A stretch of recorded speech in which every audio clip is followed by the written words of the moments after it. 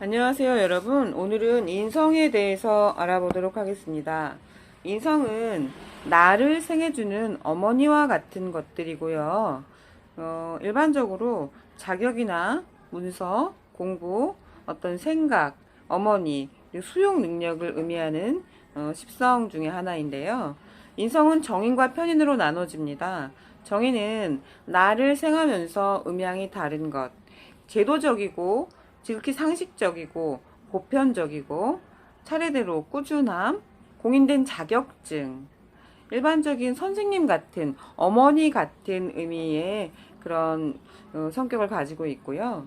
편의는 나를 생하면서 음양이 같은 것, 그리고 특수성, 한쪽으로 치우쳐진 것, 갑자기, 느닷없이, 벼락치기 공부, 그리고 탁월한 추리 능력, 특허를 내는 것, 이런 것들을 의미하기도 하고, 실질적인 실력자, 그리고 전문가, 정인이 일반적인 교사라면 편의는 특수교사를 의미할 수도 있겠죠. 그리고 이 인성이라는 것이 없다면 사람이 생각이라는 것에 대한 깊이가 없을 수 있고요. 공부에 대해서 꾸준하게 하고는 싶은데 꾸준하게 하지 못하고 계속 남들보다 늦게 뭔가를 시작한다든가, 그리고 인내력이라든가 뒷심이 좀 부족하고요. 어떤 사랑받는 것에 대해서 굉장히 결핍을 느낄 수 있는 그런 구조를 갖게 될 수도 있습니다. 인성이 많고 식상이 없다면 받기만 하고 주지를 못하는 경우가 발생할 수 있어요. 그래서 마마보이 기질, 자기중심적인 것, 이기적인 성향, 이런 것들을 보일 수 있기 때문에 특히 이제 이런 남자는 만나지 마라, 인성이 과다하면 다시 한번 생각해 봐라, 이런 생각을, 이런 말들을 하게 되기도 합니다. 그 인성이 많고 또 식상이 없으면 공부해서 자격은 취득은 하는데 이걸 써먹지 못하는, 활용하지 못하는 거예요. 먹기만 하고 뱉어내지 못하는 상황이 발생할 수도 있는 거죠. 자격만 취득하고 바깥으로 표출하지 못하는 장롱 면허증만 수두룩하게 많이 모여져 있는 거고, 먹기만 하고 뱉어내지 못하면 어때요? 변비가 걸리는 거겠죠. 답답한 현실인 거예요. 자격증만 많은 사람, 이런 것들이라고 볼 수 있습니다. 이렇게 인성이 많은 사람들은 재성운이 왔을 때 현실 감각이 생기게 되고요. 식상의 운이 왔을 때 실력 발휘를 하게 되고 인정을 받게 됩니다. 인성은 나를 생해주고 관성을 유지시켜 주는 거예요. 관인상생으로 인성의 자격을 사용해서 관성의 자리를 유지하는 것, 그러니까 계속 유지하고 나아가는 것, 이렇게 될 수도 있습니다. 그리고 인성은요, 체면을 중시하고 잘 드러내지 않고 굉장히 논리적이고 체계적, 원칙적인 어떤 성향을 갖는데요. 식상이나 관성이 없는 인성은 아까도 말씀드렸듯이 자격만 있고 인정받지 못하고 펼치지 못하는 것이에요. 재성이 없는 편인성은 현실성에서 많이 뒤떨어지는 거, 현실 감각이 없는 거, 그냥 연구만 하고 발표하지 못하는 거, 집안에 쌀이 떨어졌는데도 돈을 벌 생각은 하지 않고 연구만 하고 있는 사람들, 이게 인성 과다인 사람들의 문제점이라고 볼 수 있습니다. 그리고 또 재성이 없는 인성은 현실 감각이 없다 했잖아요. 타이밍을 못 맞추는 거예요. 왜 조선시대에 휴대폰이 나왔다 그러면 무용지물이 되잖아요. 그러니까 타이밍이 맞지 않는 것. 어떤 연구를 하고 발표를 했는데 시대에 뒤떨어지거나 시대에 너무 앞서가는 것.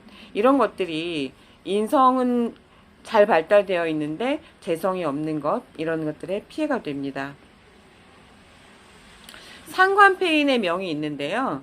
이거는 어떤 상관의 기질 할 때 제가 말씀을 드렸었습니다. 상관의 기질에 인성이라는 자격을 부여받은 것인데요. 이런 사람들은 사람의 생사 여탈권을 쥐고 흔들 수 있는 것, 사람한테 벌을 주는데 합법적으로 내가 자격을 가지고 사람에게 어떤 그 벌을 주거나 그 사람을 판단하거나 규정할 수 있는 것, 이런 것들을 그 상관폐인의 명이라고 하니까 굉장히 좋은 것이겠죠. 인성이 그 정인이 정관을 만나는 거는 그 운에서 만약에 정인의 명이 정관을 만났다 하는 거는 공무원, 연금이 보장되어 있는 안정적인 제도권에 있는 사람을 의미하고요. 그런 직업들이 굉장히 잘 맞고요. 정인이 편관을 만났을 때는 위기 극복을 하면서 어떤 자리를 차지하는 사람이에요. 역경을 딛고 일어나서 어떤 자리를, 내가 위치를 차지하는 사람. 예를 들자면 일제시대 때 뭐 독립운동을 하고 그 감옥소에 갔다 와서 어떤 자리를 차지한 사람, 그런 정권을 갖는 사람, 이런 것이 이제 정인과 편관을 만났을 때고요. 편인이 편제를 만났을 때는 투기, 투자, 연구, 특허 출원, 한 방의 승부를 보려고 하는 것, 이런 것들을 자꾸 하려고 하는 그런 성향을 보이게 됩니다. 이런 사람들은요, 장기적으로 하는 것보다는 치고 빠지는 단기적인 승부, 그리고 이제 그때그때의 승부를 걸 수 있는 거, 이런 것들하고 되게 인연이 많다라고 볼 수 있겠죠. 이럴 때는 그 허위 문서 같은 것들도 굉장히 조심하셔야 돼요. 편인이 식신을 만나면은 잘못하면 도식을 하게 되는 거예요.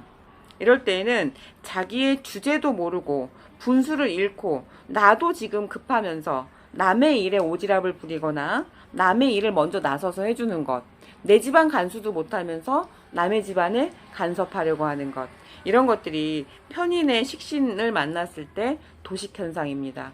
밥그릇을 엎는다고 하죠.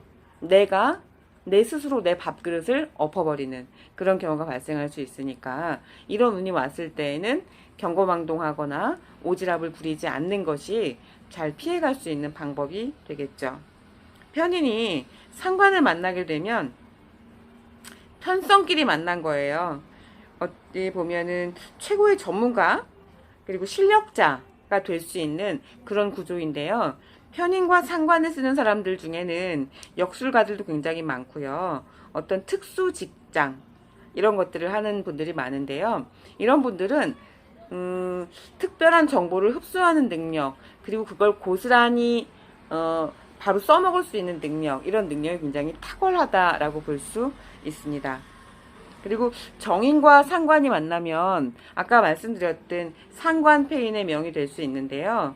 언론과 중재자, 협상가, 어떤 교화해주는 사람, 바른 길로 인도해서 안내해주는 사람들, 그런 행위를 하시는, 그런 어떤 활인공덕의 일들을 하시는 그런 분들이 굉장히 많다라고 볼 수 있습니다. 인성이라는 거는요, 어머니의 사랑과 같은 것이에요. 예전의 어머니들은 어땠어요? 무조건적으로 주는 어머니들, 그러니까 정인의 성향을 가진 사람들이 굉장히 많았는데요. 지금의 어머니들은 편인의 성향을 가지신 분들이 되게 많아요. 어떤 정확한 정보를 가지고 내가 필요한 것만 적재적소에 가져다가 내 자식에게 먹여주는 이런 일들이 굉장히 많기 때문에 시대적으로 지금은 정인보다 편인의 어머니 그런 성향들이 더 유능하다, 더 이렇게 좀 쓸모 활용도가 많다, 자식에게 정확한 정보 전달 능력이 있다, 이렇게 볼 수도 있습니다. 오늘 인성에 대해서 했고요. 다음 시간에는 십성의 육친을 접목할 거예요. 그러면 십성으로 바라보는 내 가족, 내 주변의 어떤 친지, 이런 사주들을 볼 수 있겠죠. 내 사주에 드러나 있는 육친적인 관계를 한번 알아보도록 하겠습니다. 다음 시간에 다시 뵙겠습니다. 감사합니다.